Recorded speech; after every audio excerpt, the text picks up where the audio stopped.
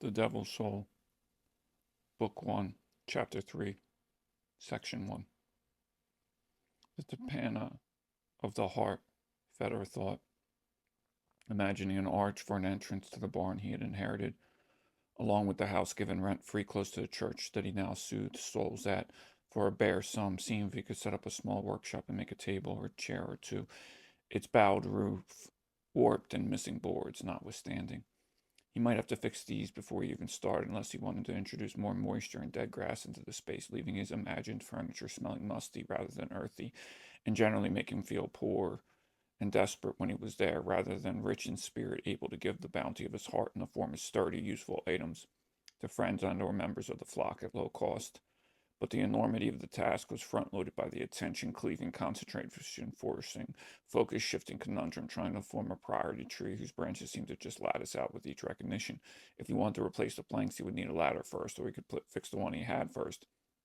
But the tools he needed for both projects would likely need to be obtained at the same time, unless he just wanted to get a new ladder, but that would require a trip to Dayton, not the same town he would go to get the boards. He needed old ones like the ones he here already, curved planks to provide more space in the loft, and all this trying to save time and money by organizing the best of set of actions in which order made him feel poor and desperate. So to evade these thoughts, he began to daydream of how he once took a trip with his father to Cincinnati years before, where he saw a tympanum in the doorway of a Catholic church and never forgot it. Book 1, Chapter 3, Section 2, Pennsylvania, USA, 1900. In the summer of 1976, the country celebrating its bicentennial, Paul and Susan conceived Eli.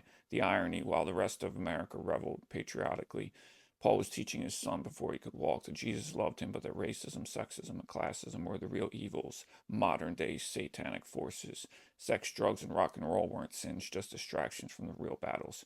This man had married the first piece that would have him, despite obvious signs she was unwell, wouldn't be able to handle the rigors of a functional family life, and he had the gall to try to be a moral authority about anything at all. In Lancaster, Paul found a rhythm. Welding was honest work, and he liked the way he felt after a long day, but he remained restless, pulled variously by his ideology and upbringing.